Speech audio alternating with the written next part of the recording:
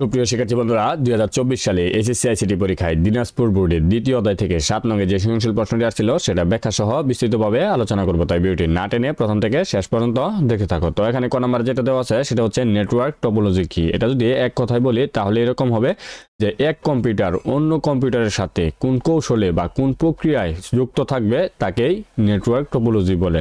অন্য কথায় তোমরা বলতে পারো এক কম্পিউটার কিংবা এক ইলেকট্রিক ডিভাইস অন্য কম্পিউটার বা অন্য ইলেকট্রিক ডিভাইসের সাথে কোন কৌশলে বা কোন প্রক্রিয়ায় যুক্ত থাকবে তার কৌশলকেই নেটওয়ার্ক টপোলজি বলে। তো সংজ্ঞাটা তোমরা এভাবে লিখতে পারো যে এক কম্পিউটারের সাথে অন্য কম্পিউটার কিভাবে বা কি কৌশলে যুক্ত থাকবে তার নির্দেশনাকেই নেটওয়ার্ক টপোলজি বলে।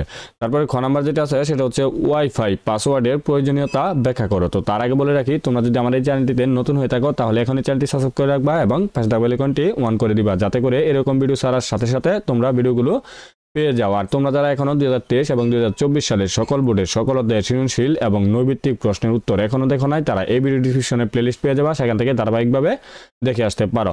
যাই হোক, ওয়াইফাই এর পাসওয়ার্ডের প্রধান প্রয়োজনীয়তা হচ্ছে নিরাপত্তা।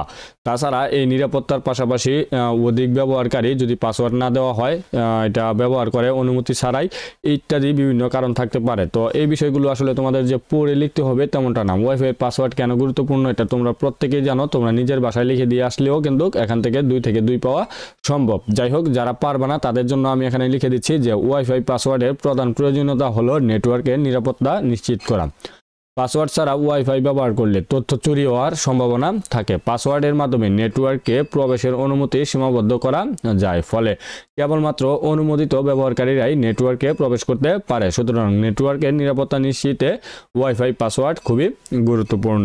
তো তোমরা যারা এখনও আমাদের 2023 এবং 2024 সালের সৃজনশীল এবং নৈবিত্তিক প্রশ্নের পিডিএফ সংগ্রহ করো নাই, তারা এই ভিডিও ডিসক্রিপশনে হোয়াটসঅ্যাপ লিঙ্ক পেয়ে যাবা, সেখান থেকে যোগাযোগ করে পিডিএফগুলো সংগ্রহ করতে পারো। তোমরা কেন পিডিএফ সংগ্রহ করবা, এর কারণ হচ্ছে তোমরা যখন বিভিন্ন বই পড়ো সেখানে কিন্তু তোমাদের রিটেন আকারে লেখা থাকে, তোমরা অনেক বিষয় বুঝতে পারো না, কিন্তু এই পিডিএফ থেকে যদি তোমরা এই সৃজনশীল প্রশ্নগুলোর সমাধান করো তখন সেখানে কোনো কিছু বুঝতে অসুবিধা হলে তোমরা ইউটিউবে সেই ভিডিওগুলো দেখে কিন্তু সেই বিষয়গুলো ক্লিয়ার হয়ে যেতে পারবা। তাই তোমরা পিডিএফগুলো এখনই সংগ্রহ করো।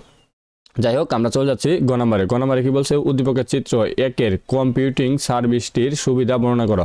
তো একে কি আছে দেখতে পাচ্ছ যে এখানে ইন্টারনেটের একটা চিহ্ন দেওয়া আছে, এখানে মোবাইল কম্পিউটার বা অন্যান্য অনেক ইলেকট্রিক ডিভাইস যুক্ত আছে, যেখানে ইমেল ফ্যাক্স ইত্যাদিও যুক্ত আছে। তো এটা হচ্ছে ক্লাউড কম্পিউটিং। তো ক্লাউড কম্পিউটিংটা কি? ক্লাউড কম্পিউটিং হচ্ছে অর্থের বিনিময়ে, অর্থাৎ এক কথায় বলতে পারো বাড়ায় কম্পিউটারের হার্ডওয়্যার, রিসোর্স, সফটওয়্যার, স্টোরেজ ইত্যাদি ব্যবহার করা।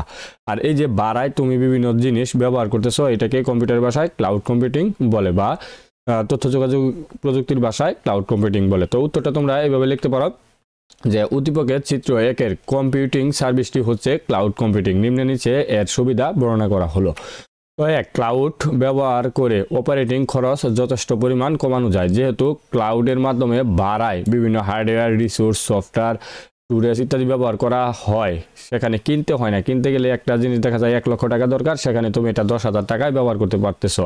সেই জায়গা থেকে কিন্তু এখানে খরচটা অনেকটা কমে যায়। 2 নম্বর, ক্লাউডে স্টোরেজ নিয়ে কোনো চিন্তা নেই। কারণ কি? ক্লাউডে যে তোমার যত খুশি তত পরিমাণ স্টোরেজ তুমি ব্যবহার করতে পারবা। তোমরা গুগল ড্রাইভ দেখতে পারো, সেখানে কিন্তু 15 GB পর্যন্ত ফ্রি করা আছে। তার উপরে তুমি যত খুশি তত ব্যবহার করতে পারবা যদি তুমি অর্থের বিনিময়ে মাসিক, বার্ষিক কিংবা তারও বেশি সময়ের জন্য ক্রয় করে নাও। সেখানে কিন্তু তোমার স্টোরেজের কোনো কমতি পড়বে না। তো এখানে যখন যত দরকার ততই তুমি মোটামুটি কম মূল্যে কিনতে পারবা। এখানে প্রায় সীমাহীন স্টোরেজ থাকে।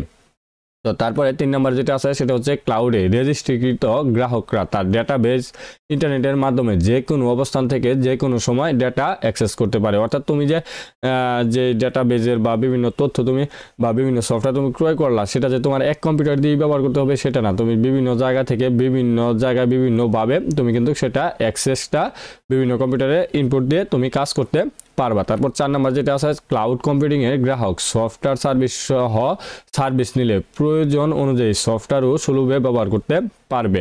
কারণ এই ক্লাউড কম্পিউটিং যেহেতু বাড়াই নিবে, সেখানে তুমি কোনটা নিবে সেটা তুমি জানো। সেখানে তোমার হার্ডওয়্যার হতে পারে, তোমার স্টোরেজ হতে পারে, সেখানে তোমার সফটওয়্যার হতে পারে, তবে সেখানে প্যাকেজ আকারে থাকে, তুমি যেই প্যাকেজটা নিবা সেটাই তুমি ব্যবহার করতে পারবা, এটাই বলছে আর কি। যদি সেখানে প্যাকেজ আকারে নাও সেখানে হয়তো সফটওয়্যারের মূল্যটা একটু কম থাকে, সেটাই এখানে বলছে।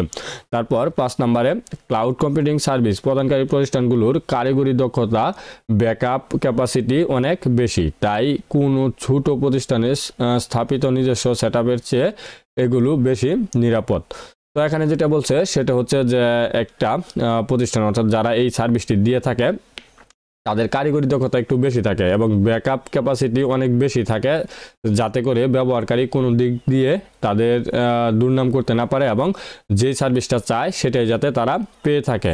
তাই কোনো ছোট প্রতিষ্ঠানে স্থাপিত নিজস্ব সেটআপের চেয়ে এগুলো বেশি। কারণ দেখো, তুমি যদি একটা কোনো কিছু প্রতিষ্ঠান তৈরি করো, সেখানে তোমার যদি অনেকগুলো সার্ভিসের প্রয়োজন হয়, তুমি কিন্তু সব কিছু আনতে পারবে না। কিন্তু এই ক্লাউড কম্পিউটিং সার্ভিস যেই প্রতিষ্ঠানগুলো দিয়ে থাকে তাদের কাছে কিন্তু এই ব্যবসা করার জন্য যেই বিষয় দরকার তারা সেই বিষয়গুলোই সেখানে রাখে এবং তারা জানে যে ব্যবহারকারীরা কোনটা চাইতে পারে, সেই বিষয়গুলোই তারা সেখানে রাখে এবং সেখান থেকে ব্যবহারকারীরা কিন্তু ব্যবহার করতে পারে অর্থের বিনিময়ে।